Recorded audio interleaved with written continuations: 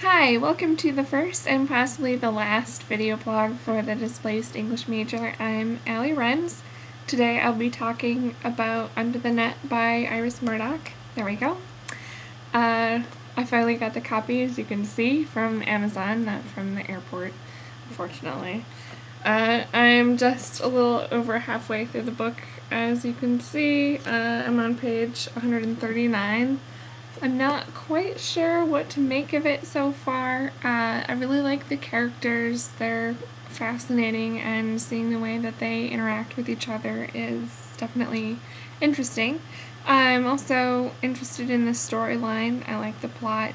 I'm not exactly sure where it's going. It seems kind of twisted, but I think that's a good thing. The only thing I'm not sure about is the writing style, and I haven't exactly been able to put a finger on what it is that I don't like, because there are some really good parts, and I want to read one of those. I want to see if you get from this the same thing that I did. So let me try and find it here a second. Here we go. Just try to think about what this reminds you of. A little background, they're all drunk, and they decide to go to the post office because one of them needs to mail a letter. There's about, I think there are a group of 4 guys. Also mentioned is a character named Anna. Anna is a woman that the main character, Jack, is still in love with, even though they used to be together and they broke up.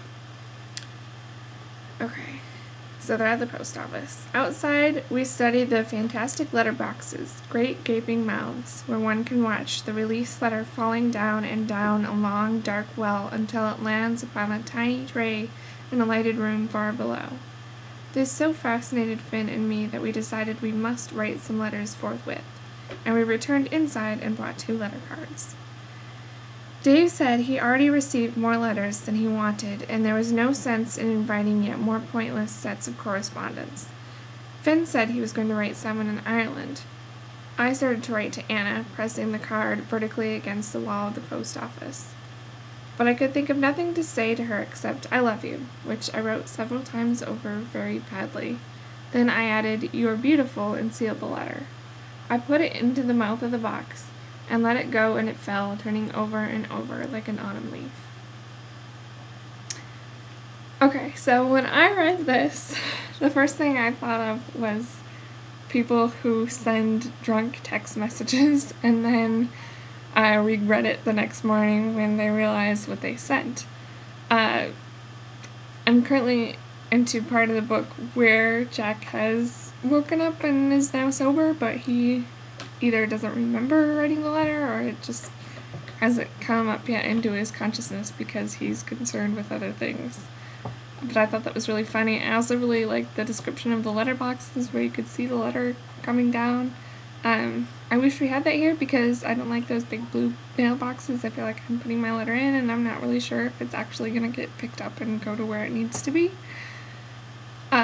So that is a description that I liked. I wasn't too sure about the autumn leaves metaphor. That seemed a little, I guess it was a simile, so it had the word "like" in it, but it seemed a little contrived.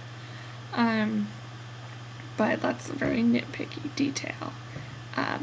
The author, when I read about her briefly, is that she has degrees in philosophy, and I do see some philosophical references in the book, which personally I find to be not something I'm interested in reading about in a novel, and kind of distracting from the rest of the book, which I don't like. But I'm definitely going to wait until I'm finished with this book before I give my final judgment. Thank you. Goodbye.